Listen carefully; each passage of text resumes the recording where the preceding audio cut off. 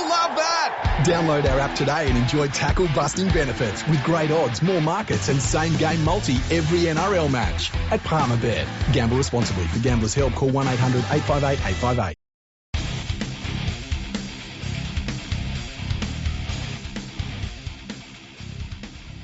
Hello and welcome to episode 392 of Fergo and the Freak.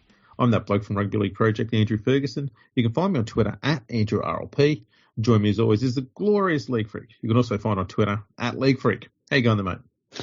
Going very well, Andrew Ferguson. How are you today? Not too bad. I'll tell you what, I'm wondering who this amazing guest you've got coming on. I'm hoping it's not one of the fucking staff in the cage you've got there. No, they're not talent. We tell them every day. We got a separate entrance that they come in, and above it, it always says, "You are not the talent, eyes down." So, yeah, it's none of them. I was mainly talking about myself. Oh, that's understandable. Yeah. That's understandable. I'm fine with that. Yeah, you got to pump yourself up, you know. Yeah, as long as it's one of us, I'm fine. Yeah. How you been? I've been good. I've been really good. This is now my third straight day of podcasting, so I'm definitely fully into the swing of things. And I've been looking forward to this episode, and I can't wait to get to some of the subjects we're going to talk about after we have done a preview of the upcoming round of NRL games, thanks to our wonderful sponsors, Palmerbet. And as always, people always make sure to remember to gamble responsibly. Gamble responsibly, yes. Alrighty. All right, let's get into it. First game up on Thursday is the Knights versus Manly.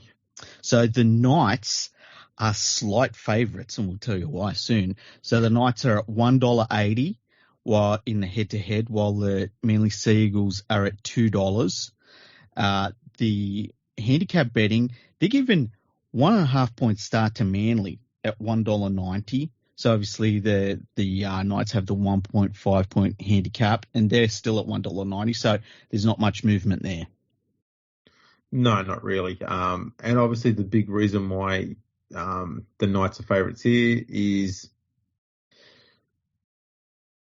Jake Trbojevic is out injured. Jake? Is it Jake? No, it's the other one. It's Tom. It's the good one. Yeah, it's Tom. Yeah. That's right. I was looking at Jake's name and the team list going, Jake Trbojevic. There's no other Trbojevic. He's the only one in the team list. Oh, that's all right. He's the one that's fit. The good one is out. He had minor knee surgery. It's probably meniscus tear or something. I don't know. When the Trbojevics were born, Jake got all the good joints and Tom got all the shit that was left over on the floor. It was pretty much like the movie Twins. Jake got all the functioning body parts and Tom got all the talent. Yeah, pretty much. I always saw Danny DeVito as the more talented one anyway. But maybe that's what we should start calling them, Arnie and Danny. That's better than Turbo. Yeah, true. Yeah, he's out. So obviously that's been a big change to the markets for this game. And before I found out he was out, I was like, oh yeah, Manly, that's an easy tip. But I got to say, I'm probably going to tip the Knights now. And what I should do is go to our tipping competition on the NRL website and make sure that I put that in. There's an idea. I should do that too. Watch me not do it. I'll tell you what, though. I think it's foolish to write Manly off, because I think the biggest and most impressive part about Manly's game, and especially in the last 2 weeks, was DC's kicking game. He didn't need Tom Trbojevic for any of that. That's true. And look, Tom Trbojevic has been that the NRL teams have worked out how to shut him down too. Yeah. So I would have liked to have seen his brother Ben come into the team. Yeah, that would have been handy. Yeah, but they've not gone with that. They've also got Brad Parker on the extended bench, so I wouldn't be surprised if he comes into the side.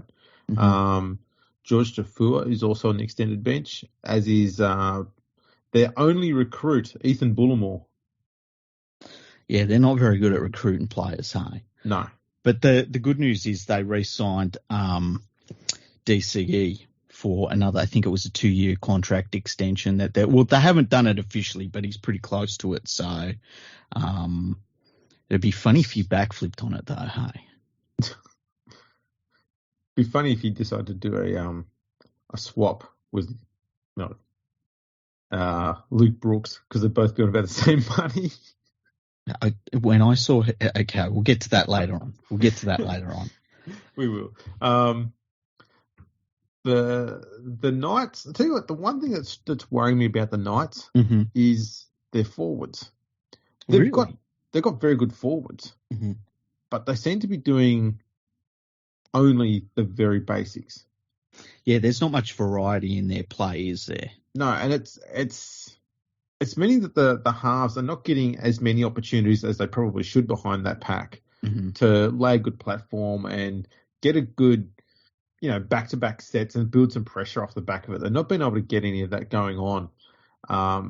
So I'd like to see their forwards just hit the line a bit harder, try and push through the advantage line a little bit more and get the defence on the back foot, because I think that Manly pack can be pushed back, especially by this Knights one. They've got a big pack compared to Manly's one for this game.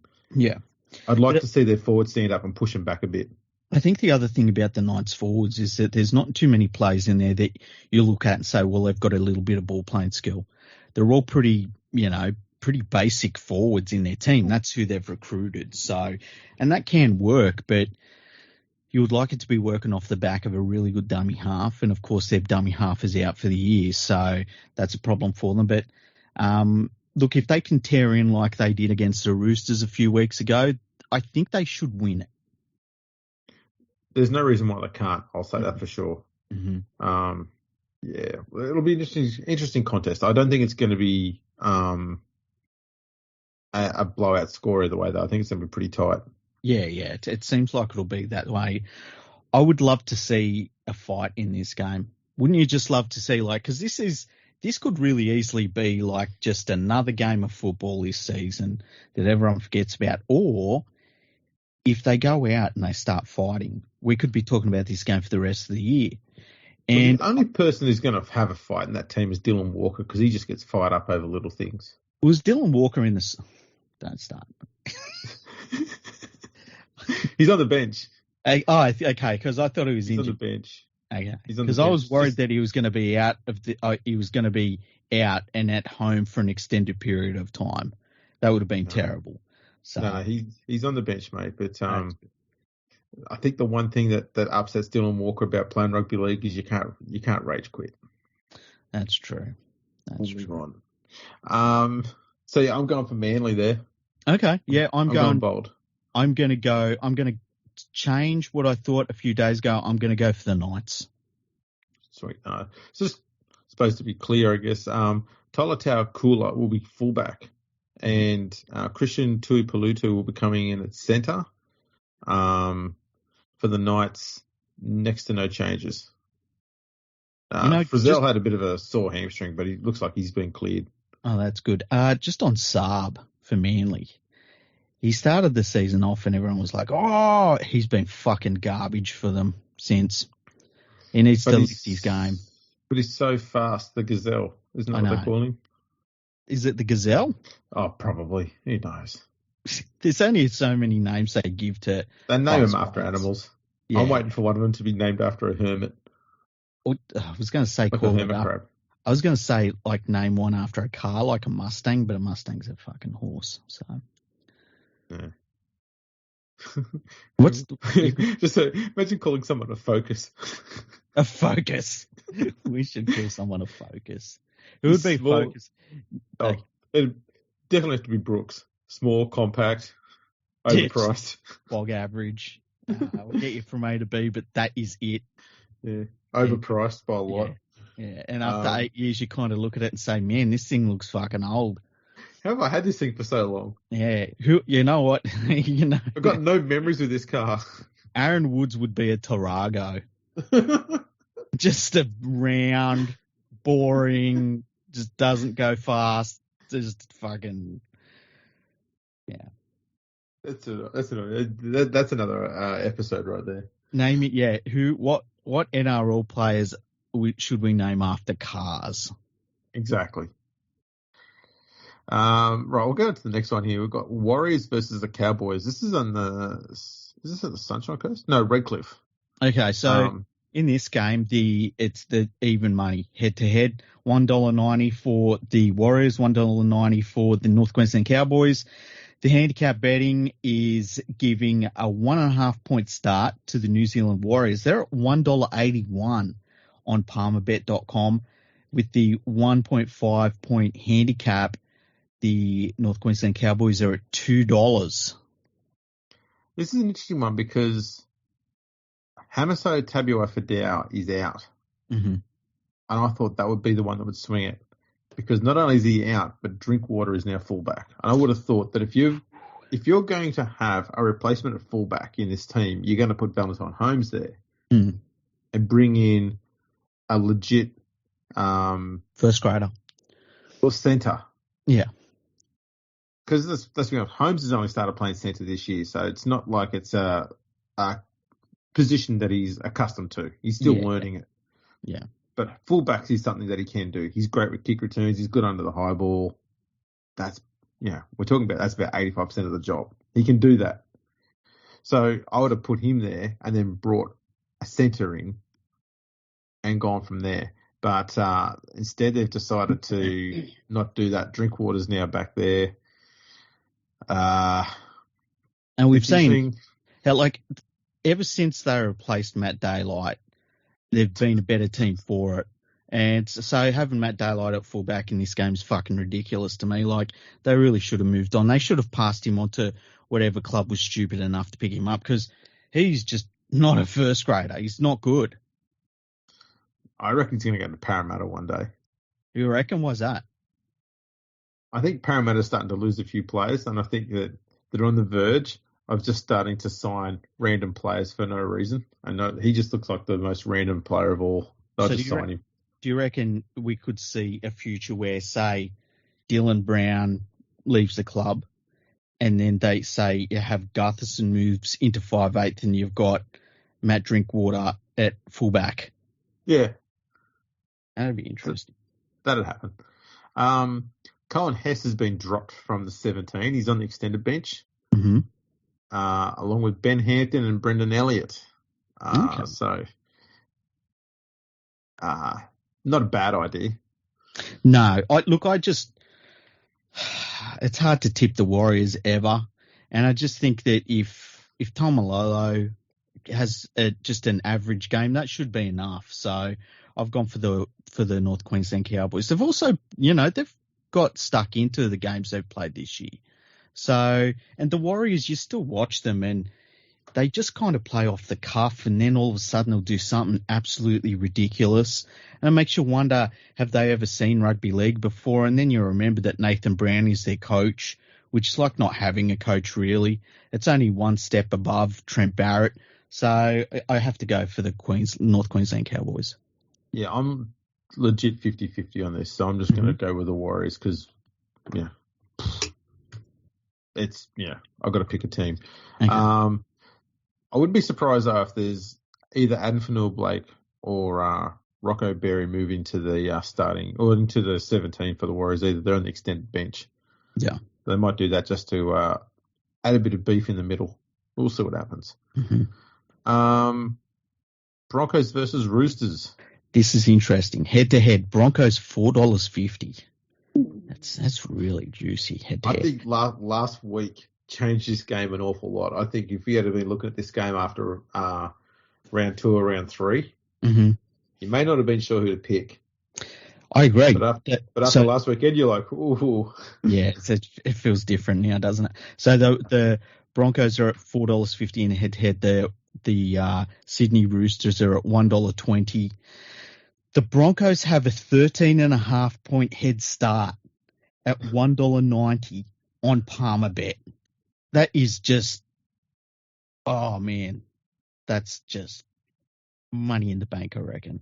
I would take that. Would you take that? Why? Oh yeah. Do you know why? Mm. It's why they're out that much? Why? Number 6 for the Broncos. Mm-hmm. It's Kevy's boy. It's good that he finally got a coach that really believes him. And so obviously the handicap is 13.5 at $1.90 as well for the Sydney Roosters on Palmerbet. But yeah, 13.5 points. Oh man, that's nice. That is really nice. The thing that gets me in this, okay? Mm-hmm. Everyone has now seen Billy Walters play. Yeah. I'm not going to sit here and say that he's utter shit or anything like that. No, Okay? because he's not. He's not a shit player. No, it's more the fact coupled with injuries and some bad decisions on which clubs to go to for him, he's been stuck behind incumbent players who, whether they're better than him or not, is irrelevant. Fact is, he's not been able to get ahead of them. You know, he was stuck behind Luke Brooks and Adam Dewey at the Tigers. Doesn't matter if you're better than Luke Brooks. The club's not going to let you start in front of him. You know? Never, ever. So he was stuck there. He wasn't going to go anywhere there. But I will say this. He's not better than Tyson Gamble, and Tyson Gamble's on extended bench. I agree with that. I really like Tyson Gamble, actually. I think he's a real competitor. I might have said that 57,000 times already this year. Hey? I think everyone has. But it is so true. I like the fact that he's got that fighting spirit amongst him. He's fucking aggressive on the field, but he's also got some very, very good touches when he's especially when he's ball running. Yeah, when he runs, he knows how to get his outside men working with him. I really like the way he works with his outside players. Yeah, he's also a pretty robust ball runner himself. Like when he holds onto it too, he's not easy to drag down. I'm pretty sure he used to play for the Tigers as well. Well, they only let the good ones go. That's right. There was that little let's do what the media would do, the corporate media.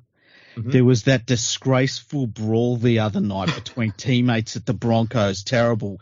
Mums with kids hated it, took all of their children out of rugby league. I heard half of the Broncos fan base are now following AFL and soccer. Yep. Some even turned to tennis. Well, they did. They followed Ash Barty, even though Ash Barty left tennis herself. Yeah, and Albert Kelly, obviously, he has that injury. It's interesting. It's apparently a foot injury. Well, it's when I saw that brutal, violent fight, it's probably because Payne Haas punched his face so hard he knocked a foot of height off him. Probably. Look, you just don't step on another man's Nikes. You just don't do it. You know, I wouldn't do it. And furthermore, if I was Albert Kelly, I wouldn't be stepping on Payne Haas's anywhere. Just keep out of his fucking way. He's supposed to be looking after you. You don't fuck around with him. I don't know. I'd go up to Payne Haas and I'd step on his shoes and he'd be like, "Stop stepping on my shoes, bro." And I'd be like, "Douche, douche," and he wouldn't mess with me again. I don't know what that means.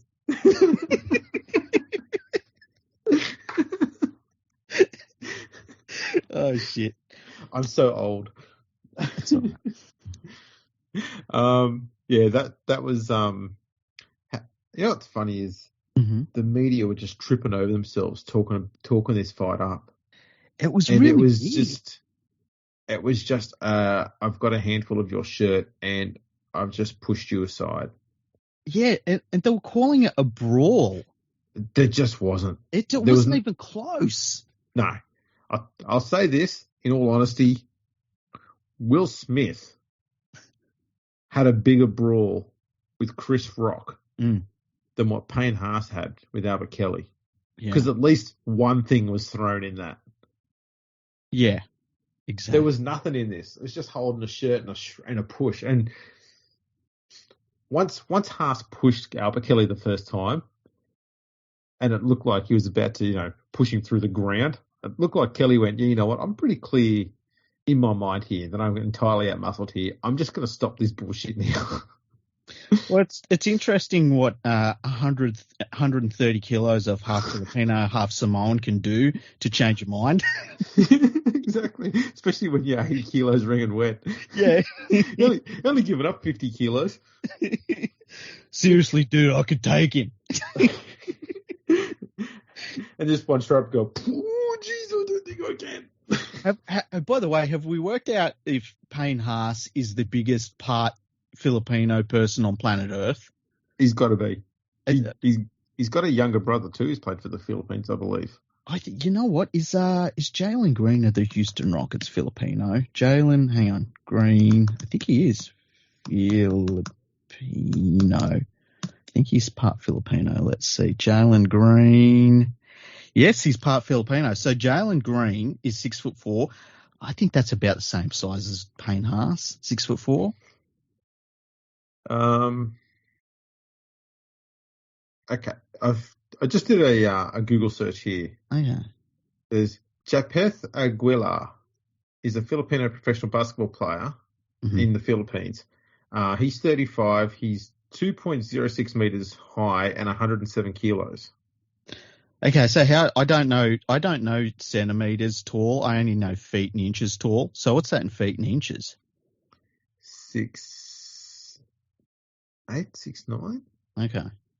Because Jalen Green isn't 6'2" meters. I've got no fucking idea. Right. Okay. So I reckon Jalen he might be about 6'8".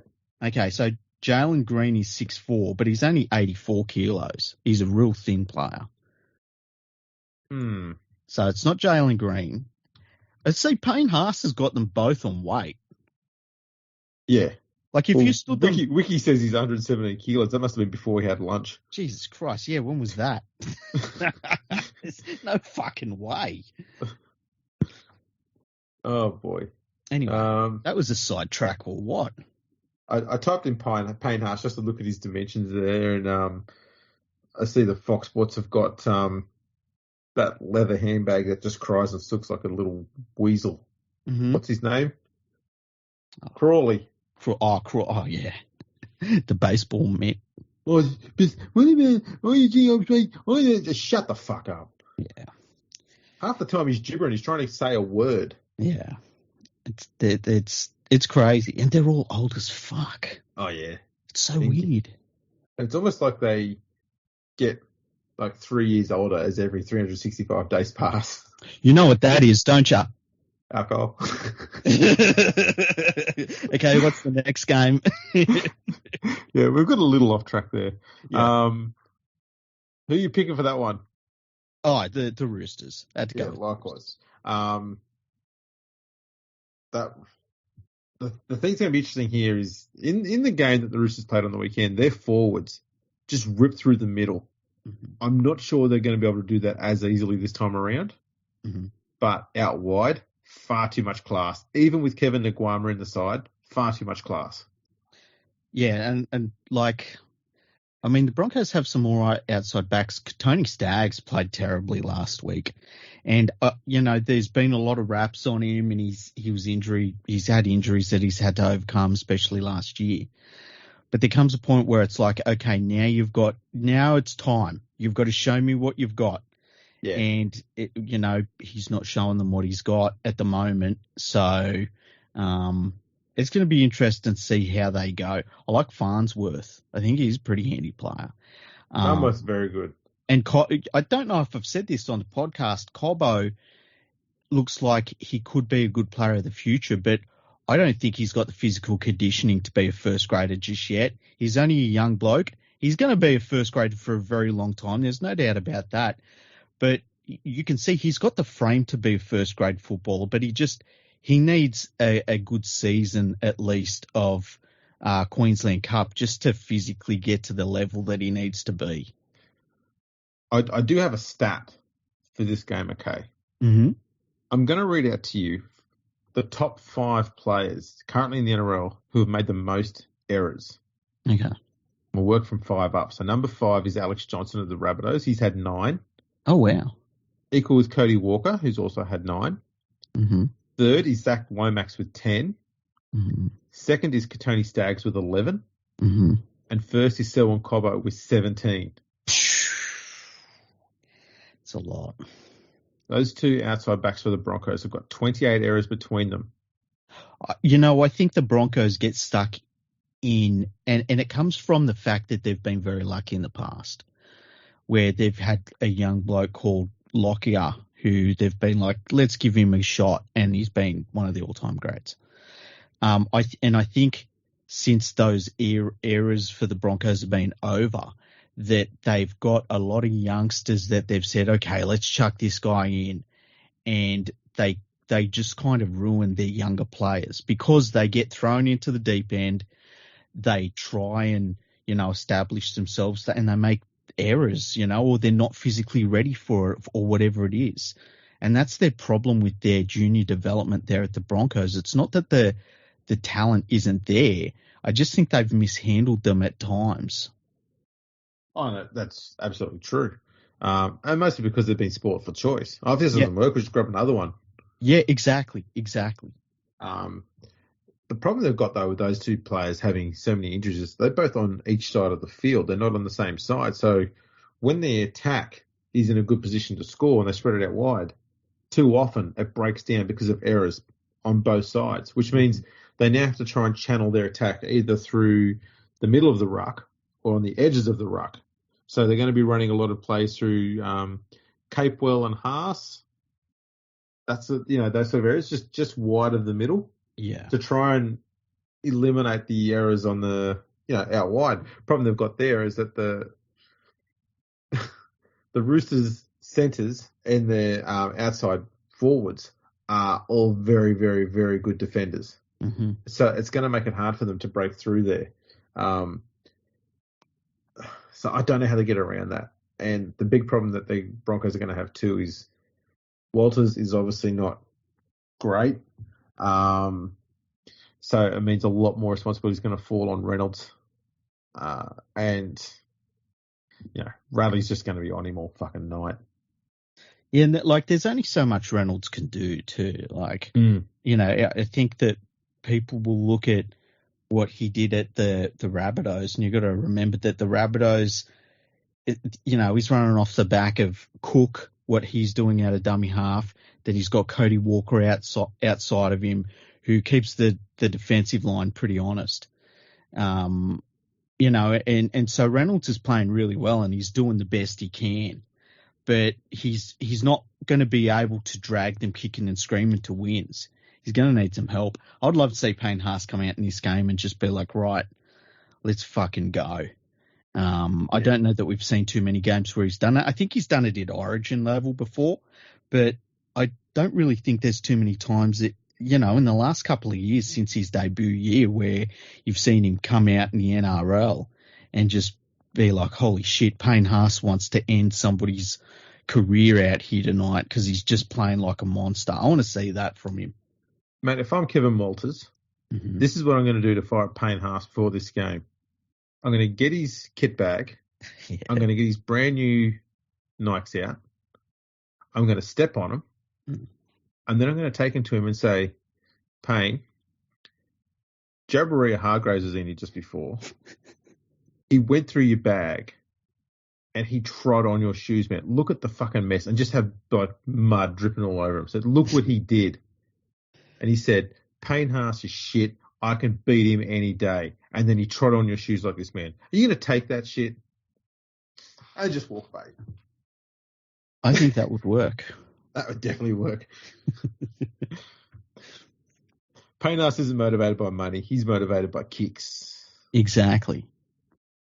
So for this game, Kelly, Carrigan, and Flegler are all out. So it's a bit of a muck up there. If Kevin Walters is smart, he'll put Gamble in at 5/8 to take a bit of that pressure off Reynolds for the kicking game stuff too.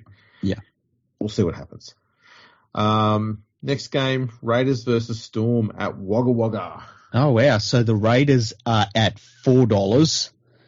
That seems right. Yep. The Melbourne Storm are at $1.25. That's in the head-to-head. They're handicap betting. The Raiders have a 12.5-point head start at $1.90 on Palmerbet. And the Melbourne Storm have the 12.5-point handicap also at $1.90 on palmerbet.com. Well, I suppose the big news for this one here is, you won't think it's big news, but Jared Croker's on the extended bench. And I dare say if Jared Croker's on the extended bench, if he's fit and he passes the fitness test, he will be put into the run on side. So take the $1.90 with the minus 12.5 because he's worth minus 12.5. He's the worst defensive player in the history of rugby league. He's garbage. They're going to be defending with their 12-man lineup. Second worst. And then if they get close and they've got a call on him to kick a goal, he's going to choke. Hey, by the way, did you see what the Raiders did last weekend where it's half-time, they elect to kick a goal from halfway and then decide not to kick the goal because none of them had the guts to step up and kick it. So the referee had to call half-time. Did you see that? No. Yeah, that's what happened. Like the referee gave them the option. They could have kicked for touch and they said, no, we'll take the goal. They stood around and talked amongst each other for about 2 minutes and then said to the referee, oh, we don't want to kick the goal. And the referee was like, well, I got to call half-time then. Can't change your mind.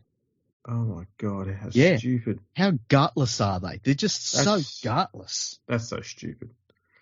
Yeah, this is actually reasonably matched in the forwards, but in the backs, my God, it's brutally one-sided.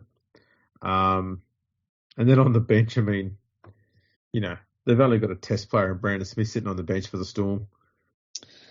Yeah, and, you know, he's going to be desperate to get the other side of that white line until he comes on. So, yeah, the Storm should absolutely belt them. This could be the end of the Raiders, because I think the Raiders still think that they're good, and they're not. And I think this could be the end of the Raiders thinking that they're good. I think it'll be a reasonably close first half, but that'll be it. Okay. I expect the Storm to run away with it. Do you reckon the Storm will cover that 12.5 points handicap? Yeah, I think I've got them down to win by plenty more than that. Yeah, same here. And for me, it doesn't matter if they have Croker. It doesn't matter who they put in there. It's not going to matter. Mm-hmm. I wish Ricky Stewart had played bloody Xavier Savage, though. I think he's better than who they keep putting in there all the time. Mm-hmm. He's just one of those sort of raw talents that the fans love as well. Mm-hmm. Very exciting player, very good centre, winger. You could put him in there anywhere, he'd be fine. I'd love to see him in there. Just don't put him outside of Croker, because he'll be having to defend for 3 different people. The other thing too is Schneider hasn't been too bad. I think a lot of people thought he was going to be we don't know who he is, so he must be shit. Mm-hmm. He's done all right. Yeah. It's not an easy job when you've got a somewhat semi-fully fit outside backs and your 5'8" isn't genuinely a half. He's just a ball runner, a very good ball runner. Don't get me wrong. Probably one of the best ball runners there is. But he doesn't have the genuine half. A Cameron Munster, his opposite number. Doesn't have the kicking and passing game of a Munster. Yeah. And so that puts a lot more extra pressure on Schneider as well. I think he's handled it reasonably well. But that's something I think if Ricky Stewart wants to try and expand on the attacking range of the team, he's got to start thinking about putting White at centre. I was just thinking that, and then look at getting another 5'8" at the club, a real 5'8", because it worked a little bit for 1 year and it hasn't worked since. And there's only so many, years you can go that way. Yeah. I don't know what they expect Whiten to do to just one day wake up and be like, I'm a 5'8". Yeah. Because the problem they've got now is if they keep going with this, this current plan, you may not actually get to see the absolute best of Whiten anymore because teams know to just rush up on him. Yeah. And that's all they do is stop him moving before he gets a chance to. Once he starts running, good luck. But so they get on top of him really early. That's the problem. So Ricky's got to change a few things there about how he looks at that team and how he puts it down because it's getting a bit tired and a bit easy to defend against at times for the good teams anyway. The Tigers will still lose by 50 points. The Tigers will be like, back off him. Yeah. Let him run. Let's see what he does. Tear you a new one. Oh, who didn't see that coming? South play the Dragons on Saturday. Okay, so the South Sydney Rabbitohs in the head-to-head are at $1.31 on Palmerbet.com. The St George Illawarra Dragons are at $3.50. That's pretty good. That's interesting. The Dragons have the 8.5 point head start at $1.90, and the Rabbitohs, of course, have the 8.5 point handicap, also at $1.90. South should win this, but I'm like you. I'm just not convinced by anything they do at this stage. The only reason why I say South should win this is because the Dragons were just, outside of Ben Hunt, and I dare I say Aaron Woods, they were atrocious last week, especially in that second half. And when I say Aaron Woods, people are going to say, "Oh, I'm just taking the piss." You ever look at some of the efforts that Aaron Woods put in that second half there? I mean, if it wasn't for that Aaron Woods pass at the line, I know he does it a lot, but that pass he did at the line, which put Moylan through a gap, led to the try that the Dragons scored. There was another set there defensively where he made a tackle, the player got an offload away, and while he's on the ground, he's executed a ankle tap, which stopped one of the Parramatta players from running away and scoring anyway. And then he's up defending and makes the next tackle as well in the set. And while he's not the most skilled player, and he doesn't have the huge work ethic that a lot of forwards have, but he's always had that effort there. And if more of the Dragons players, especially the forwards, had more of his effort, given that they're all more skilled than him, I think that'd be a lot better team. And maybe that's the only reason why they bought him there. So look at the amount of effort this bloke puts in to just keep trying to be effective the whole time. If we could all do a bit of that, we can all improve a bit as a team. Yeah. I dare say that's why he was brought in. But yeah, I think he played reasonably well in a team that was flogged. Ben Hunt, mate, he tries his ass off so much. He doesn't deserve this team. No, he doesn't. It's a shame. It'd be nice to see him in a real competitive side because he's a difference maker. And you see the efforts that he puts in Dragons games, whether they win or they lose, he's trying to make a difference to the result. So, but yeah, you would think that South should really put one on them, but the more that I've seen of South, the more that I'm kind of convinced that it's just not their year. They just don't have what it takes. They're a very different team from last year. Yeah, they feel off the pace. I tell you, one thing that's going to work in their favour.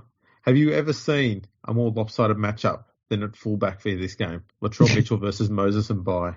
Yeah.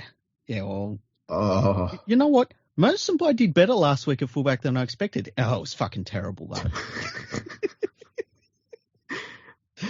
I watched him in that game and went, wow. I saw him play a few stinkers for the Tigers. That had to be the worst game he's played in about 3 years. Yeah, it was one of those games where you started feeling sorry for him. You did, because there was even that try that was scored at in the second half where the ball just rolled away from him. He couldn't even ground it. It just didn't want to roll in his favour. Even Luck said, "Fuck you, Moses." Yeah, he just had a horror night. Obviously the Eels kicking game was superb in that game and just destroyed him. So, I mean, that's what the Bunnies got to look at is kick to Moses all night. Don't worry about the wingers. Go to Moses all night. Kick towards him, turn him around. A lot of the times he was found at the starter sets up in the defensive line. Mm-hmm. We saw Mitch Moses score that try where he kicked early. There was no one home, and he ran all the way through like 30 or 40 odd metres and picked up the loose ball and scored. Yeah. That's the sort of play that someone like Cody Walker would pull off. And so he's got to be thinking about that during the game because Moses will come up in the line. He's not an atrocious defender, and so he will think about coming in and trying to help defensively. And that's when you got to exploit him at fullback because he's not great positionally at that at times. It's weird when you see a coach chuck a player into a position that you just feel like they're on a hiding to nothing, and this just feels like one of those times. Yeah, I'm surprised that, and I don't think Lomax has ever played fullback, but he's got the passing game and the running game to be good at it. Mm-hmm. Even if it's just as a filling, like Stephen Crichton does at the Panthers. Mm-hmm. I think he'd be fine in that role. Well, I think he'd be better at than Moses and Bai. I think I would too. And then I'd put Jack Bird at centre and put Moses in by 5'8", if you have to have him in the team. I'm out on Jack Bird, by the way. No, I know, but yeah, I don't see Jack Bird as a ball player, so I'd rather him at centre, where all he's got to do is basically tackle and run and occasionally pass. I think that's where you want to limit him. I'd rather Moses and By at 6. He's got a better passing game than Bird does. That's it, though. Yeah, I agree. It's better than playing him at fullback. Oh, God, it's horrible. They do have Sloan on the extended bench, so you never know. He might come into the side. Remains to be seen, though. Not much has changed there. Definitely South there by plenty. So the next game is Titans versus the Eels. So the head-to-head, the Titans are at $3, which is pretty good, I reckon, on Palmerbet.com. The Parramatta Eels are at $1.39. The line betting, the Gold Coast Titans have the 7.5-point head start at $1.90. And so, of course, the Parramatta Eels have the 7.5-point handicap also at $1.90. I was just going to have a look on here to see what Parramatta's record. Parramatta's record is like. Haven't they already played the Titans this year? Yeah, they did round one. That was the great screw job. Remember, where the Titans just had every decision go against them in the last about half hour of that game. That's right. That was nuts. Let's have a look. They've had 11 wins each when playing head to head. Parramatta scored 481 points against the Titans, and the Titans have scored 470. So there's only 11 points difference between the two. That's pretty evenly matched over 22 games. Yeah, that is. But the Titans haven't beaten Parramatta since 2017. So they've now lost 6 straight to them. They're at home. Parramatta's coming off a big result. Parramatta, the greatest team in the world, just ask them. It could be a close game. That Titans pack is pretty damn good. It is. I'll tell you what's worrying, though. Mm-hmm. They only managed one very fluky try against the West Tigers. Yeah, that is a problem. Very fluky try. Did you think everyone was saying that was the worst game of rugby league? No. There was one that the Tigers played against the Cowboys a few years ago, which had a scoreline of about 8-4 or something like that. That thing was worse. Yeah. The Tigers game versus Penrith a year or two ago. Do you remember that one?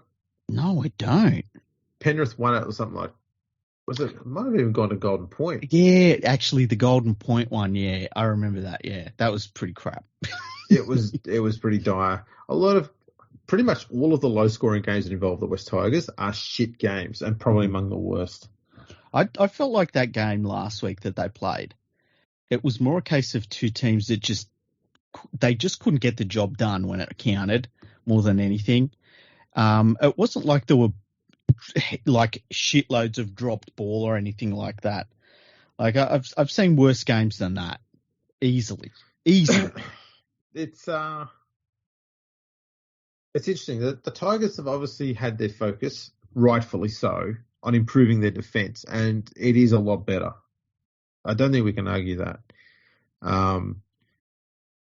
There's been a few numbnuts, Matty Johns, for example, coming out saying, well, the Tigers have spent all their time working on defence at the expense of their attack. You're going, no, you fucking peanut. It's not like you can only do one. Yeah. What they've done is they've changed their defensive structure to something that actually works. The problem with their attack is that the person who is involved in the middle of it, Luke Brooks, doesn't talk.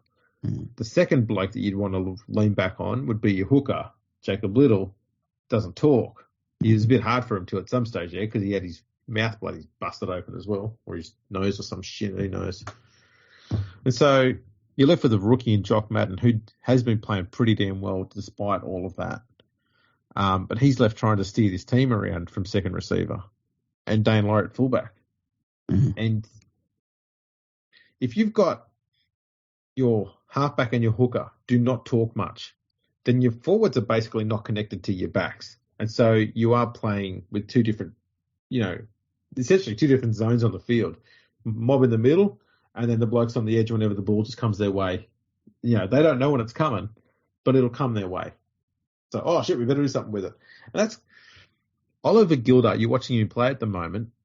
He sums up the lack of communication of that team perfectly, because he gets the ball and no one's telling him to just take the tackle or, you know, calling for it inside or anything like that.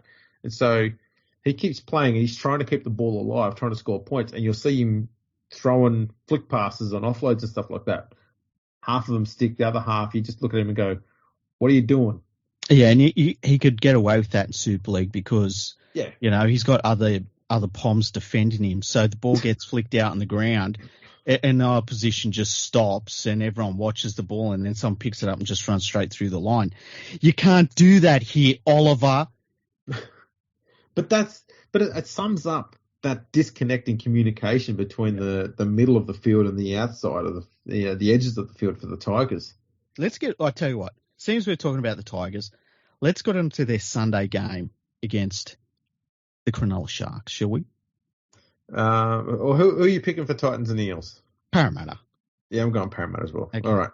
Okay. So Sharks versus Tigers. Okay, Sharks are at, I think that they're not short enough. The Sharks in the head-to-head are at $1.10. The West Tigers are at $7 on palmerbet.com.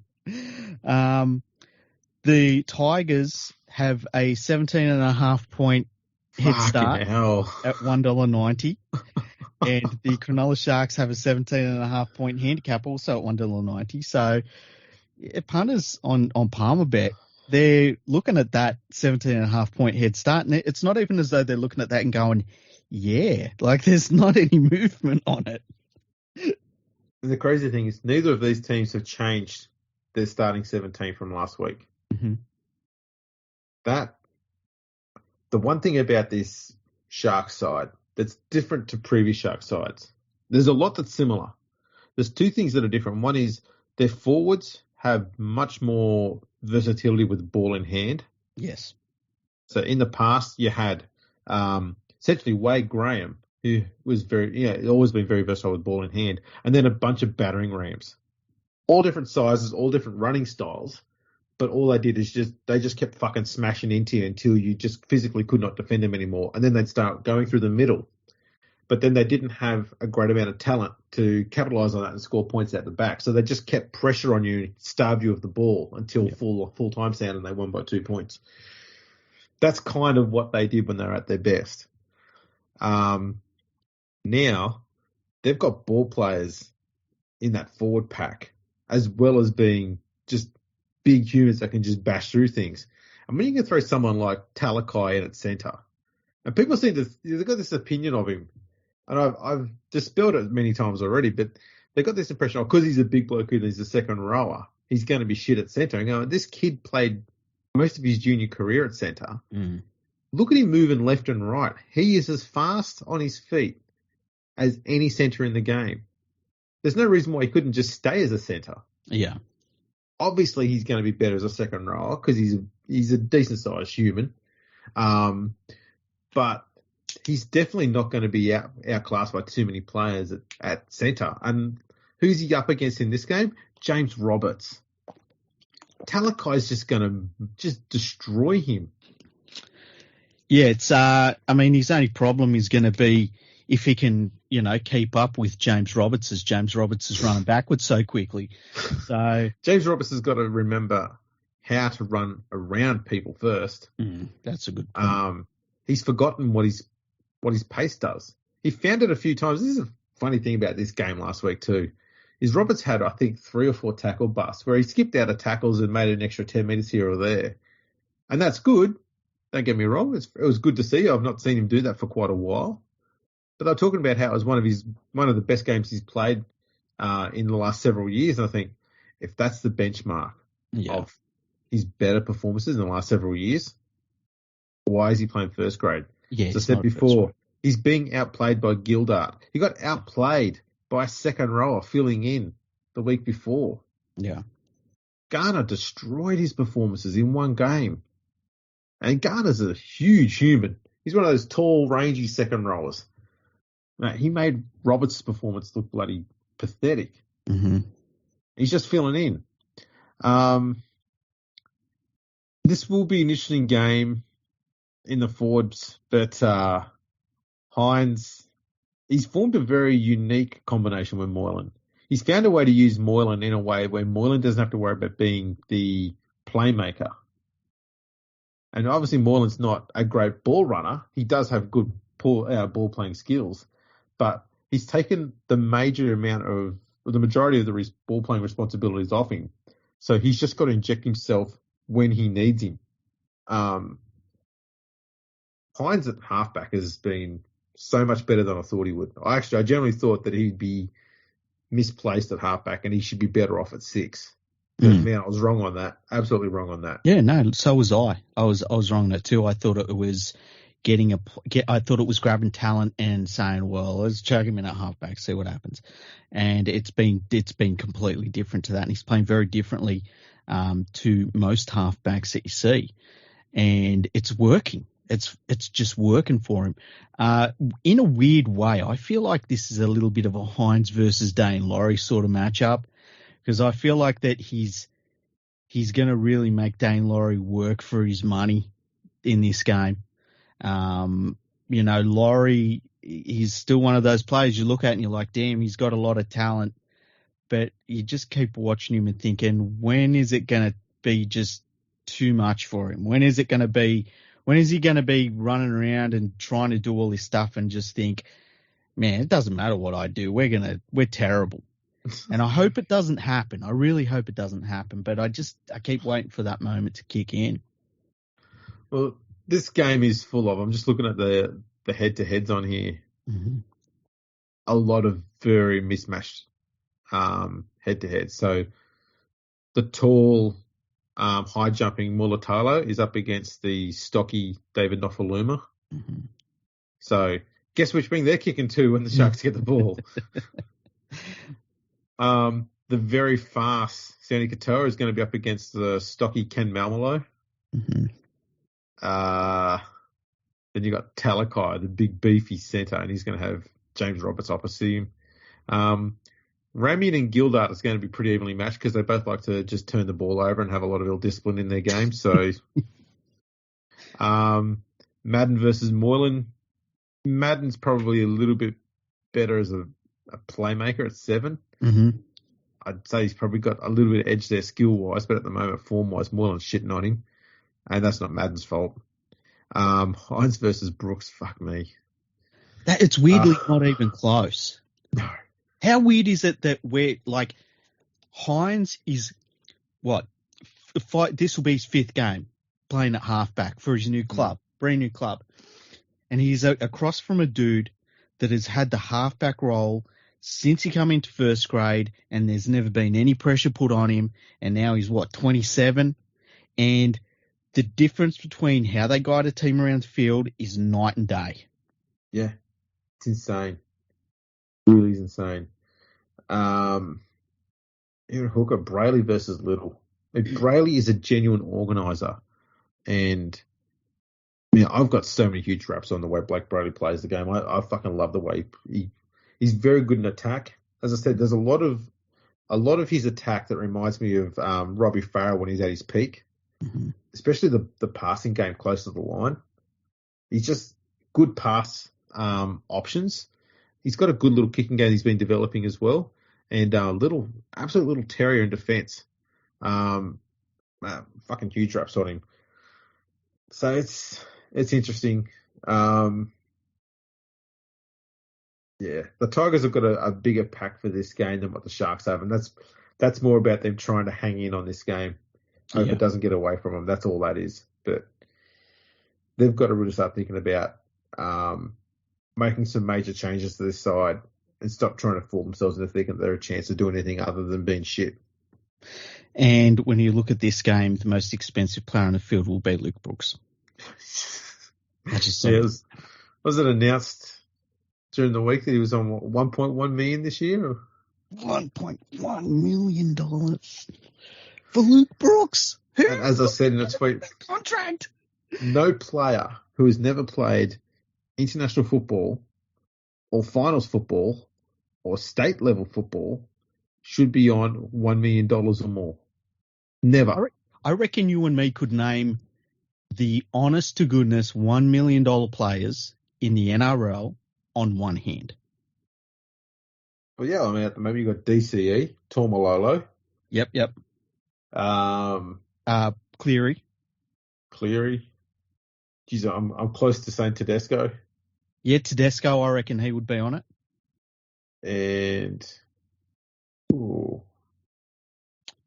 I'm not sold on Fafita being a $1 million man. I know he is, but yeah, at the moment he's not. He's just not. No.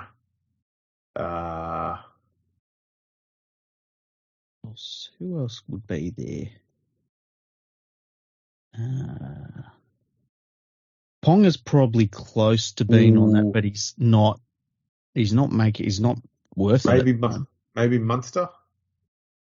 You reckon Munster would be on that much at the Storm? He probably would be far off. I reckon he would be. I reckon he'd be a little bit. I think he would be in there. Not more closer to 900 than $1 million. That's my guess, but it's just a pure guess. Yeah.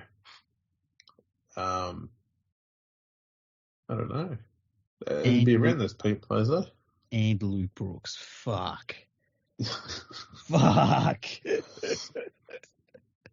And without going into another, massive win session, the fact that Luke Brooks is on $1 million, the people who sign that fucking contract, they're the people who need to be getting sacked at that club. They're the ones who should have their careers questioned, not the fucking coach.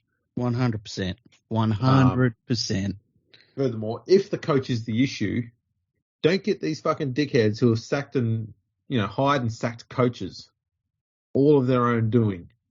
Have them sign the next coach. I'm fine if they want to sack the coach. I don't want these fucking idiots who are currently running the club to hire the next coach because they don't know what they're doing. Yeah. How many coaches have they hired and sacked? That's the question. Mm-hmm. So if they keep sacking coaches that they hire, obviously they're part of the problem. So stop getting them to hire coaches. Fuck off the people running the club. Then the new people come in, and if they think we need a new coach, let them bloody pick it. Yeah. Not these morons. There we go. I'll move on. Okay. Next game. Last game of the round. Bulldogs versus Panthers. So the Bulldogs are in the head-to-head on Palmerbet.com. They're at $7. The Penrith Panthers are at $1.10. The Canterbury Bulldogs have an 18.5-point head start at $1.90. And the Penrith Panthers have an 18.5-point handicap also at $1.90. I wouldn't have thought that the Bulldogs would have had a bigger start against Penrith than the Tigers had against the Sharks. I don't know. I think wasn't the Tigers at 17.5? I think the Bulldogs have got more potential chance of beating Penrith than what the Tigers ever beaten the Sharks. Oh, really? Yes. That's interesting. So I think that I think considering that the only half that they really have at the Bulldogs is Matt Burton, and of course the Panthers would know his game better than even probably the Bulldogs do at this point. And couple that with the Panthers' ridiculous defence. And Cleary's back after he was back last week, but now he's got 2 weeks under his belt. And I just think that this could be really ugly for the Bulldogs. I completely agree.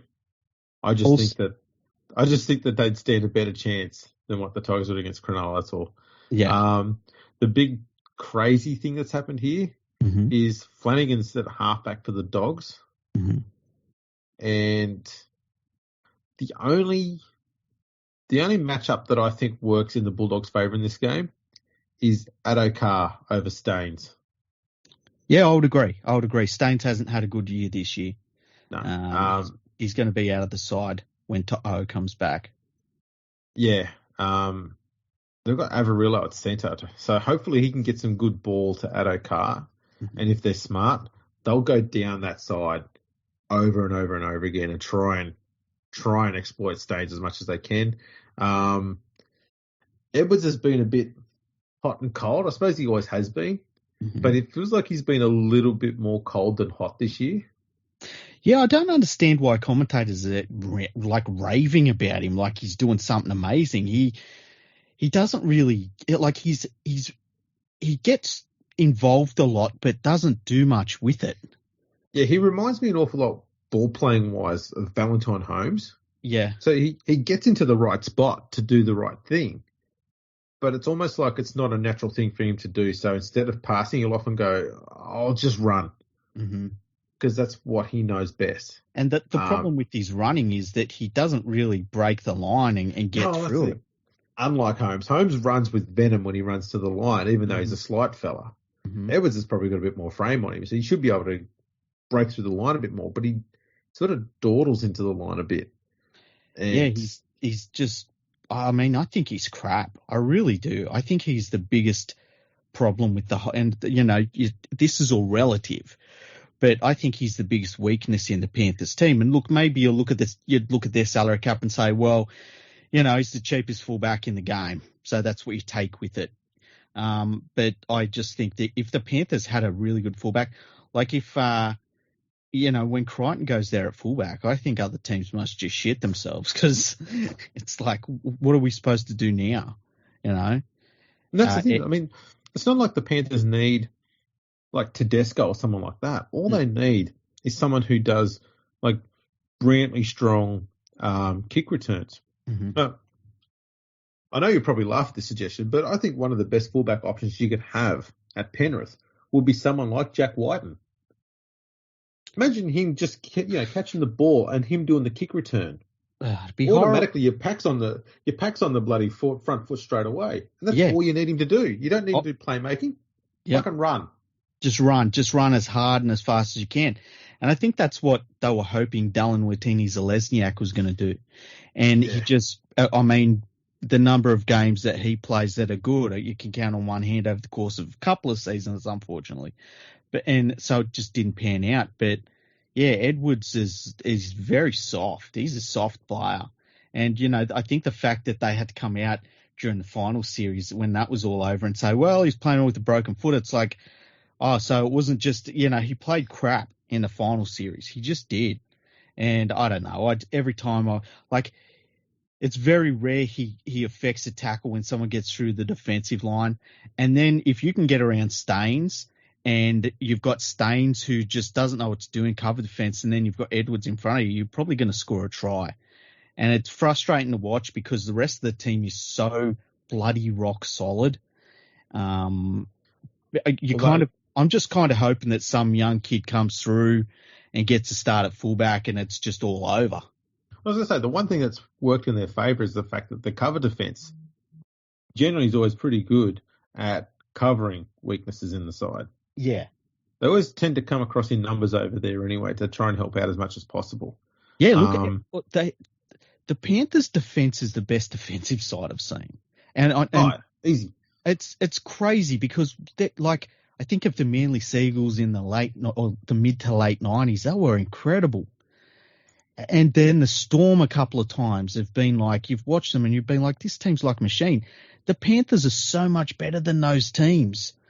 And it's kind of shocking to watch it and be like, because I try and take a bias out of it. I watch it and I'm like, is this the best defensive side or am I just biased, you know? And I just watch it. And I'm like, these forwards won't fucking stop. They don't stop for 80 minutes. No. You don't get any reprieve from them. And then, as you say, the cover defense from most of the side is ridiculous. It's so good. And then you've got Crichton is like, he's very close to being just scary, just flat out Greg Inglis style scary. Because, like, you're starting to see him become strong. And he's starting to just grab plays and throw them around and stuff. And it's like, holy shit, this dude's so young. Like, this is the start of his career. He's only going to get stronger and bigger and, you know, more in tune with what he needs to do. But then it gets let down with only a couple of players. And if they can just replace them players, we'll be the greatest football team in history. That's all I'm saying. Fuck the Dragons. We're going for 12 in a row. 12 in a row? Yep. Well, you know, why not? Aim high. Yeah, well, only 11 more to go. They say the first one's the hardest one. Exactly. Oh, shit. Can you imagine how intolerable I would be at the end of the 12th one? Oh, I don't know. I think after about 3 in a row, you'd be like, yeah, we're the best team in the world. So, let's just talk about who's the second best team is. Oh, shit. Man. Anyway. Alrighty. So that's the review done. Thanks to Palmerbet. Yes, thank you, Palmerbet. So if you liked any of the sound of any of the odds there, go to palmerbet.com. They're our major sponsor. They've been awesome with us so far this season. And we would always say, like, the people that back the podcast, back them as well. Absolutely. Now, have we had any, should we do emails? Yeah, we've had a couple of emails. Let me just open the email box. Email box. It's an unboxing. Okay. These things are great on YouTube. Okay, let me have a look here. So we've got one here from, our first message is, and it was actually sent today. It was sent at 6:30 today. It's from Chris, and he says, Freaky, I love you and I respect you, but, I've had X's that have said that. Your constant appraisal of Souths makes me sick. I love our listeners. They're so good. South Sydney fans feel they have a God-given right to exist merely because they were here in 1908.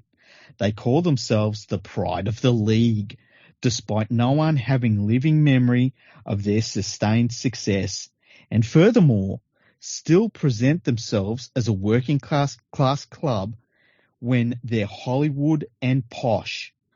I praise the Lord that the demigod Nathan Cleary put them to the sword. And he did too. Love the show. Keep it up. Thank you, Chris. That's a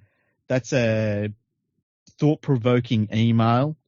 I guess I have praised South. I do praise South a lot, don't I?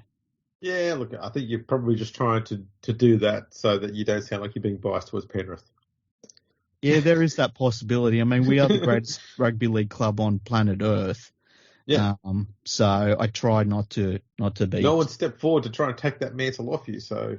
Well, they talked about it, but then they stayed there in their shitty little fucking town that's not quite Wigan. Now, our next email. Do you have anything else to say on that one? No, I'm good. That was all you. Now, our next email. Oh man, our emails are starting to get juicy. Hey, it's so good. This is what we like them. Emails. Our next email is from Armchair Expert, and the subject is bunker death. So this is obviously going to be about Hitler and Eva Braun and their German Sure. Shepherd. Cool. Hi, fellas. Do you guys see any problem with the power of the bunker to step in uninvited, being stripped back to the point where they say they're only allowed to interact with the game on invitation from the referee? I think that would be good. I'd be fine with that. To be honest, I'm not opposed to how they want to use the bunker. I just want them to be consistent with how they use it. So if they're going to have the bunker come in and be able to adjudicate before play restarts, then stop the game and let them do that. Don't pretend like you're going to do play on and then go, hang on, we're going to pull it back and change the scoreboard. Mm-hmm. That's fucking annoying.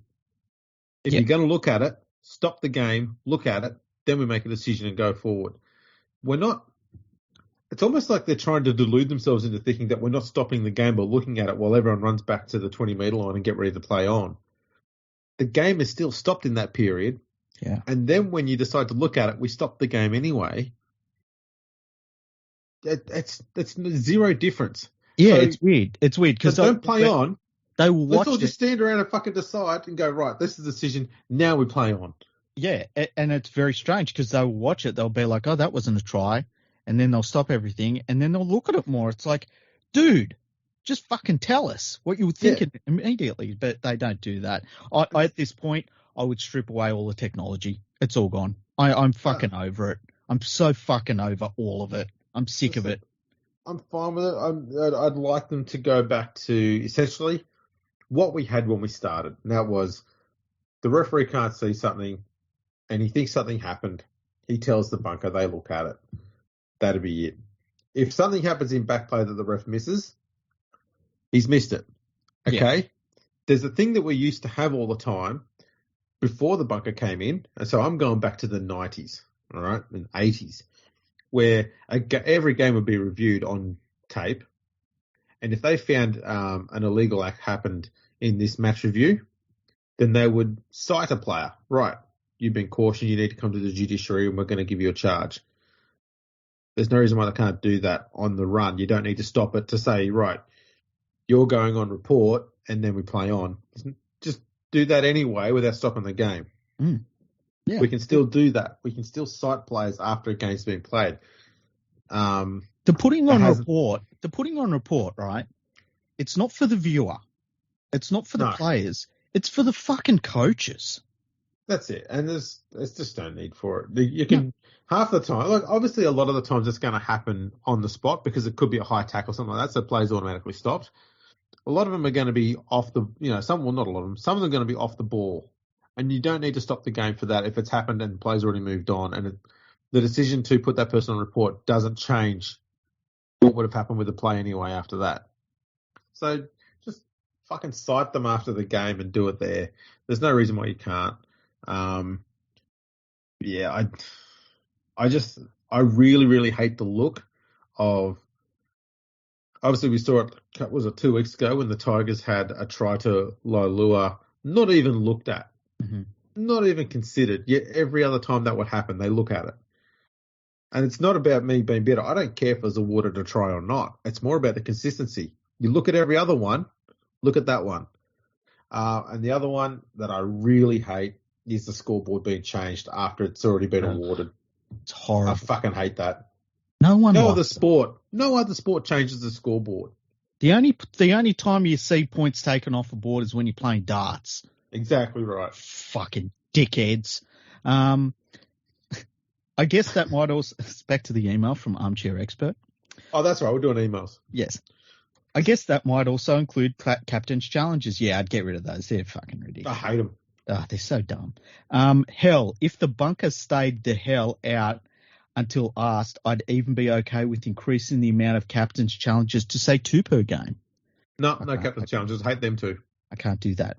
We got angry really quickly. This is cool. Oh, I fucking hate captain's challenge. Because what it does, it's teaching kids it's okay to tell an official that they're wrong. Yeah. The people who are officiating the game. It's giving you a green light to criticize the referee. I fucking hate that idea. I fucking hate captain's challenges and cushions. Anyway, and those little signs from Kmart that say peace and love and happy and nice and shit. Oh, you know what? My life was devoid of hope until I read your fucking stupid sign. Thanks for your word statue. Yeah. Anyway, I really needed that in my life.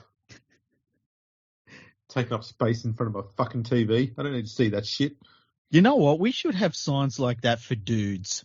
What type of signs do you want around your house as a dude?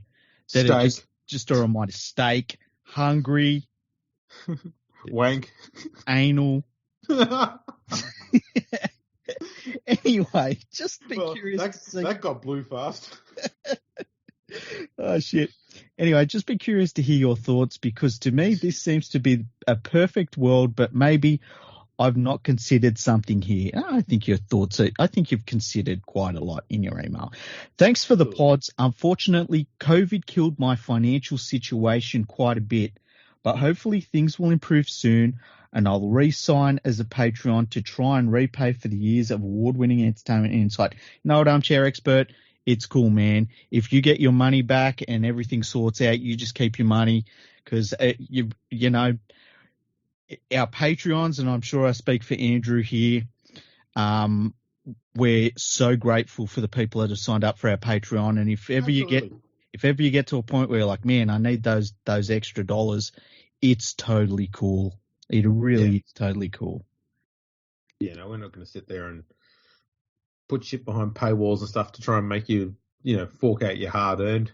Yeah. We know a lot of people, especially this, the last 2 years, we both know that people have struggled with this bloody COVID bullshit. And that's why we've not been out there really pushing the whole Patreon thing.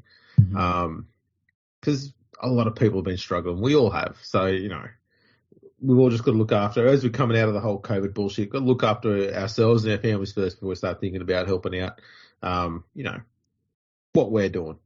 Yeah. So, no pressure. Do it whenever you're keen, whenever you're fine, man. There's no stress. Just fucking enjoy the podcast, take it in, breathe it in. I say this all the time too. If you can't donate to our Patreons, the second best thing you can do, which is just as good, is share our Patreon stuff around. Or share it on Twitter, share it on Facebook, share it everywhere. Just get that shit retweeted and shared out everywhere. That's the second best thing you can do. Yeah, just share the fuck out of the podcast and that's heaps. That's heaps. Yeah. Okay, here's one from one of your people. It's from I've got people. You've got people. It's from Tigers Man. Oh. And the subject is depression. It's going to be so good. Yeah, he's one of my people. Hello, fellas. Happy Monday as well as Tigers fans. My question is, with the Tigers being an embarrassing franchise in Australian sport, how long until they either pull their finger out or be the first NRL club to be relegated in the modern era? Because after all, it's a new era. Why not start the new era in reserve grade, being a feeder club for another club? I feel if the club doesn't start doing something about this issue, we will see a drastic change in supporters, with kids supporting other teams that actually compete and win games. What will that do to our club in the very near future? Lots of love, Tigers man. Kiss, kiss, kiss. I've got some bad news for you, Tigers man, about that whole argument there about the members might be starting to drop off and stuff like that. I think it was announced by the West Tigers themselves just a day or two ago. They hit 20,000 members for the year. Oh, dear God. They've always had a huge support base. Always. And so because they've always got the fan numbers there, the NRL will always keep them around. Because they've got such a huge area that they cover through their own stupidity, because they won't nail themselves down to one area and develop that region. Because they cover so many different areas, they're not going to get rid of them either. So I don't think the NRL's in the mindset of getting rid of teams. Not in any capacity whatsoever. And the Tigers, they're financially okay. I can't say much about the Balmain and the Magpie side of things, but the West Tigers as a club, they're fine. They're not in any financial drama or anything like that. So the NRL's got no reason to get rid of them. They don't care how much they lose. Evidenced by the fact they haven't played finals for a decade. They don't care. They're under no threat. They know it. So there's no drama or worry about them being relegated or having their contract torn up or anything like that. Now, that's the last of our emails.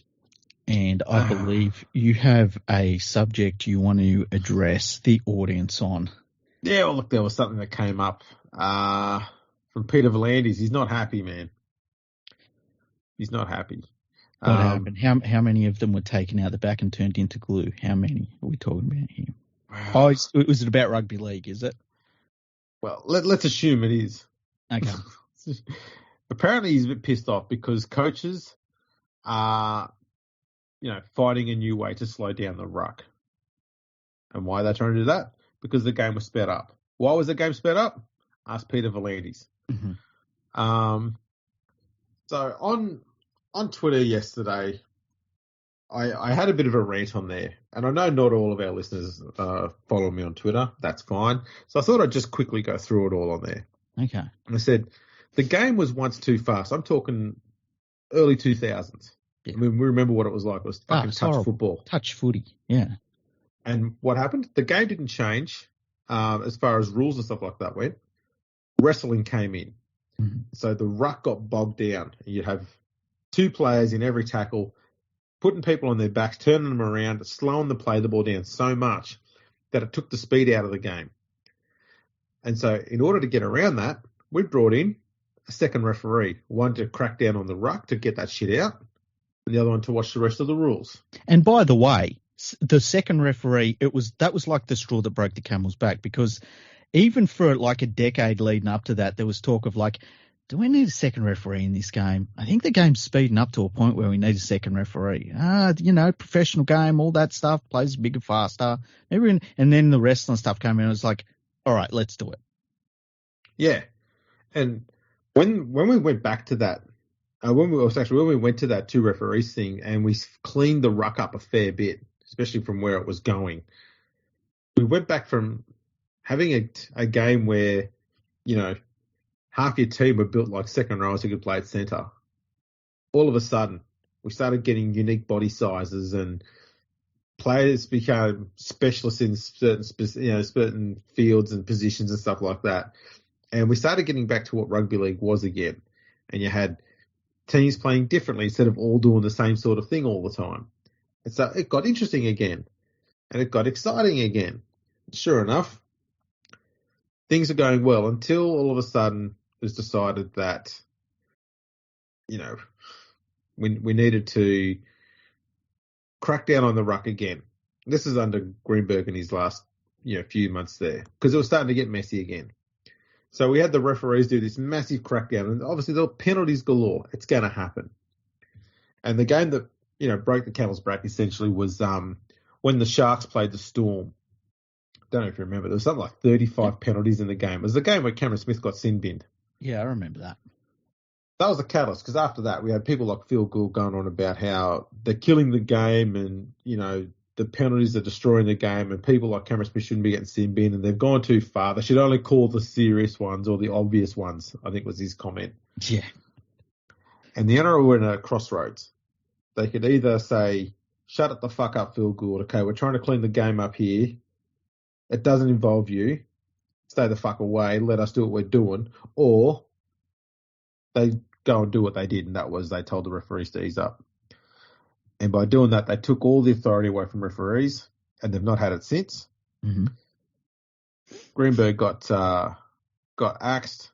The media went nuts about trying to get Volandis in. They fucking loved him hard. They got him in there. And he then went and changed the rules to speed the game up. I don't know why.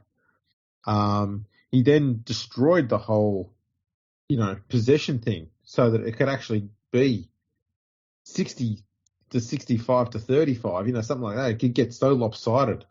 It was getting away from being what rugby league was, which was, fair ball for each team, where you had to earn that extra possession, to more like what rugby union was, where it was easy to just be fast out of dummy half and keep getting the opposition offside and get a 6 again and just keep rolling on forward down the field. And so that meant that the teams who were always ill-disciplined in the middle of the field and struggling to keep up, they were the ones constantly being hammered with set restarts. So essentially, the ruck was going to get slowed down, especially when you only had one referee on the field now, because he got rid of one ref. Mm-hmm. So you had less eyes on the ruck to police it. Sure enough, this year's come along and teams have gone, fuck that shit from the last 2 years. We're going to start slowing down the ruck again. And it's not through wrestling. There's not weird grapple holds and shit like that. It's just slowing down the play of the ball. Hands on the ball, or, holding a player down for as long as possible, that sort of shit. That's all that's doing. And so, yeah, we're in a situation where it's like almost like Peter Valand is learning what we've already been through before, because he's too stupid to have sat through and actually understood it all in the first place. Yeah, so I pretty much just called him a fucking idiot and adult. on Twitter. On Twitter. Yes. That's it. What was it I said? And here we are back at square one, and this fucking pop plan is still fucking clueless as to how this happened. You irritating buffoon, you ignorant, egotistical fucking dolt. There you go. That's a good one. Yeah. Now, I believe there was another issue you had, and it involved a journalist. Oh, yeah. I've been busy. Yeah. What the fuck, Andrew? I've been busy. Here I am, greasing wheels for once in my life, and you're out there fucking burning bridges. I'm just destroying shit here. What is it, Andrew Webster? Mm-hmm. Yeah, that's the one. What did he fucking say? I can't remember it now. I remember having a crack about a few things. He wrote an article recently. Yes. Here it is. And this is the line he had, which everyone's been having a crack at him about. Okay. He says, I know it doesn't suit the TikTok 140 characters or less Krispy Kreme make me feel good right now generation, but defense is not a bad thing. Now, as writers, yeah, his article is about how defense is not a bad thing. Yes. And that, he claims, is the point of his whole article, is that defense is not a bad thing. Yeah.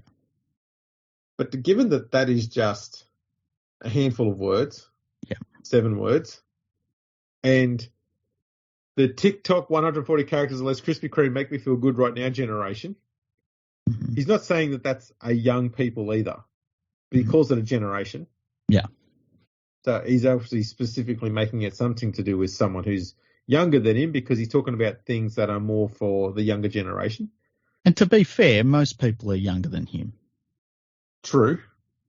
But he's taken, just with the sentence structure, he's taken the purpose of the whole point and the argument he's making away from defence is not a bad thing in rugby league to him wanting to attack younger people. Yeah. Why would you do that? I don't know. I've got no idea. And it completely obviously ruins the point he's trying to make, whether you agree with it or not. Yeah. You can't argue a rugby league argument that you're trying to put there if you're abusing people in the middle of it that has zero to do with your argument. And here's the thing, right? Who are the people that keep on banging on and fucking on and on in the fucking media every fucking day that the game's too slow, we need more attack? It's fucking old men. It's old men. The same old men in the media. Yeah. They keep saying that same all the time. All the time. Oh, man. It's crazy. There's zero self-reflection. There's this disconnect. I can't believe that these people have such a disconnect. I can actually, because they're journalists. That's all they do. Yeah. They just disconnect themselves from society and tut everyone and sit in ivory fucking towers thinking that they hover above the rest of the world, giving their stupid thoughts and opinions through their corporate fucking outlets. Well, I hope they keep doing it. It's great for the rest of us. I hope they fucking do it until it's all done and dusted. I agree.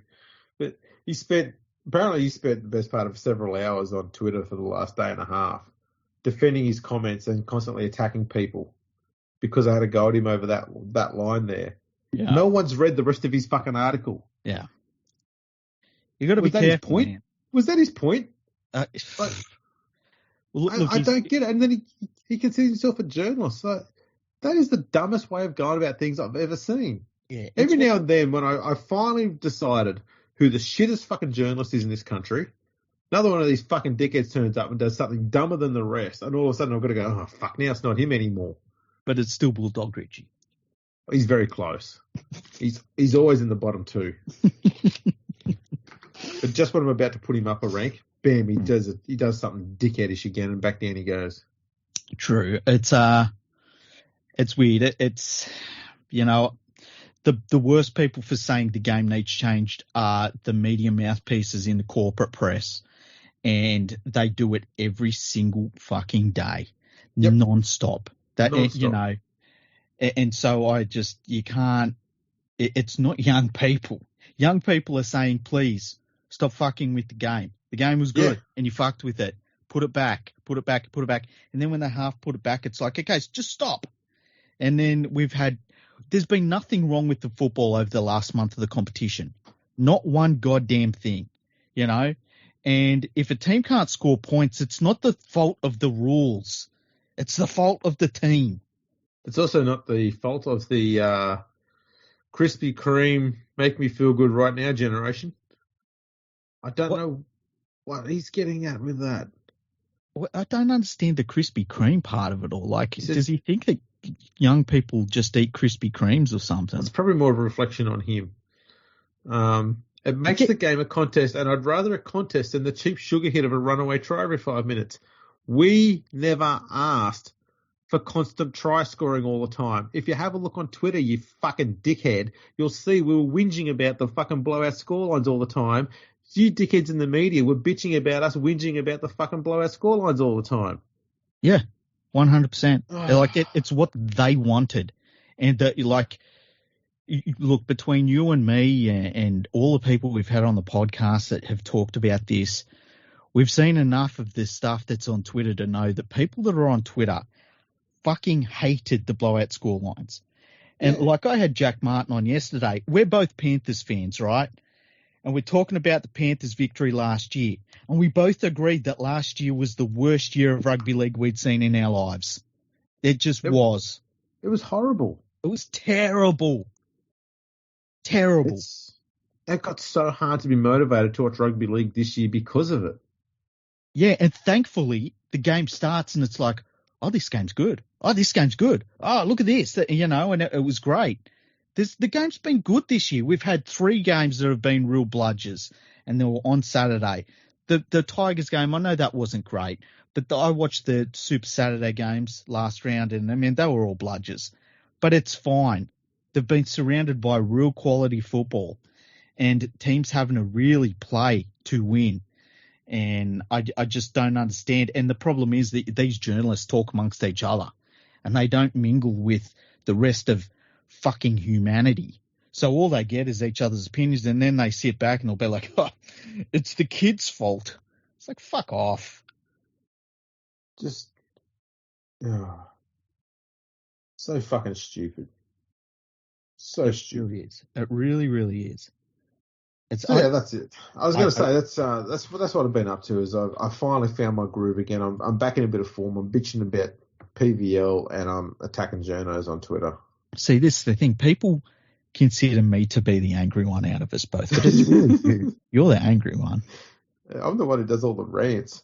I'm the one who's getting blocked by journos all the time just because I call them out for the shit things I do. I don't even go out of my way to try and call them arseholes or dickheads or anything like that. I'm not trying to be aggressively rude or disrespectful to them, but I am going to tell them that they're stupid for what they're doing, and I'll tell them why. They've got to be better. Well, there is, especially the way it is now. I mean, I put out 2 rugby league annuals now via the website and got a ton of top quality writers on there who don't work for any of the mainstream media organisations, and it was not hard. And they're different writers both times, and I've got more coming for the next one. So there's so many decent, top quality, good analysts and good rugby league minds and good opinion writers out there. We don't need the mainstream media anymore. So stop reading that shit, because that's all it is. It's shit. Yeah, look, I've stopped reading it this year. When I say I've stopped reading it, I mean completely. Like, there's stuff that comes up in the mainstream media that I don't even know has happened because I just don't read it. Every so often I'll see a headline. Like, there was some News Limited website followed me not long ago, and I didn't realise it was a News Limited website, so I followed it back. I thought it's a new rugby league website, Turned out it was a News Limited one. So I started seeing the News Limited writers' articles come up in this feed. So, and like today I said there was something that Paul Kent said. I was like, I just wrote back, Paul Kent's a goof, because that's all it is. It's, it's completely irrelevant. And as we've said a million times on a podcast, they're outsiders. They are not connected to the game. They are not. They're not inside of the game. They're complete outsiders looking in, because no one in the game wants anything to do with them. And that's why that's why they fucking rarely get fucking good interviews with players one-on-one or coaches one-on-one. They have to sit at the press conference where the coaches and players are forced to go to, and it's they're outsiders looking in.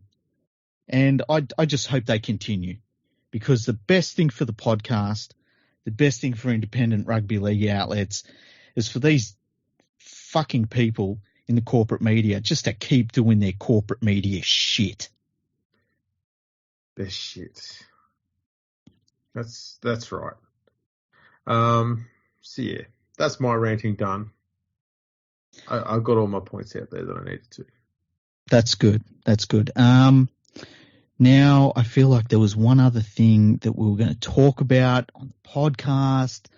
Something happened. What the hell was it? I can't remember. Oh yeah, the women's NRLW Grand Final is coming up. Yes. Now we saw that I'm actually going to go to Palmerbet again. We'll see the price for that game. What's fascinating about this is, last time we spoke about how Parramatta was sitting in third place and they choked so hard that they got the Roosters from fifth place into the finals. Yes. The Roosters are now in the grand final. Yeah, that could have been Parramatta. It's pretty crazy, hey? It's very crazy. Now I'm trying to find the NRLW. I'm trying to find it. Come on, Rugby League World Cup, Australia, England. Hang on. I know that it'll be here somewhere. I'm not looking at the fucking thing. Australian Rugby League Challenge Cup, Rugby League Challenge Cup. Here it is. Okay. Here we go. So the St. George Illawarra women's team, head to head, they're at $1.65, so they're favourites. The Sydney Roosters women are at $2.25, and the line, the Sydney Roosters women get their 2.5 point head start. There's been a bit of money for that on Palmerbet, so it's $1.85. That's coming to the 2.5 point handicap is $1.96 for the Dragons. I have a feeling the Dragons are going to put it on the Roosters in this game. I think the Dragons have been highly touted for some time. They haven't been able to get it done, and I feel like this is just, the Broncos are out the way. I feel like they're gonna romp home against the Roosters. Yeah, the Roosters, what they're going to struggle with is trying to score points because that Dragons defense is insane. Mm-hmm. It's insane. So yeah, I'm thinking the Dragons should do this and probably comfortably as well. And the Dragons, the cool thing about the Dragons club is that they really committed to this WNRL competition. So to see them win it would be really cool. I think it'd be really cool. They're a team I like watching play the game. They're a very, very good team too. So yeah, I just think that they're going to be too good in this one. No, fully agree. I guess that wraps this one up. Yeah, pretty much. I hope everyone's enjoyed listening to the podcast. I hope that they haven't been too scared of Andrew just banging his fists on the desk, and I know all the interns run out the room and stuff like that. Yeah, they see me talking about Andrew Webster, they'll start to cower in the corner. I saw at least two of them spit their Krispy Kreme out when you started ranting about that. It's probably because I started throwing golf balls at them. Got to get that rage out. At least you're not, cutting parts of yourself off with a knife during the podcast. That was kind of creepy. I do that while I look at them. If I'll do this to me, what do you think I'm going to do to you? Gets them every time, man. Gets them every time. Yeah, I'm just glad that employment law doesn't really cover interns. It's fantastic. Exactly right. Now, Andrew, if someone were to want to get in contact with us through social media channels, how would they go about doing that? The best way is to go via Twitter or Instagram at Fergo Freak Pod. We're also on LinkedIn, Facebook, YouTube, some other website we don't use. So check us out on all of those. Make sure you like, subscribe, follow, all those sort of things. Also check us out on the website, Freaky. Yes, the website is fergoandthefreak.com. You can find every single one of our podcasts on that website. You can also go and check out all the guests we've had. which is really cool. And you can also check out all of the history episodes that we've done. We've done so many history episodes. The cool thing is that you can sit down and listen to them at any point because it's history, man. History ages really well, like a fine wine. Yeah, something like that. Mm. Or maybe like a fine donut. Donuts don't age well, though, do they? That's true. Neither do journalists.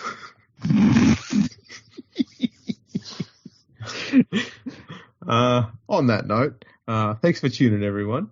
Thank you to Palmerbet. Always remember to gamble responsibly. Mm-hmm. And we'll catch you all next time. Palmerbet with the big don't argue. Punters will love that. Download our app today and enjoy tackle-busting benefits with great odds, more markets and same-game multi every NRL match at Palmerbet. Gamble responsibly. For Gamblers' Help, call 1-800-858-858.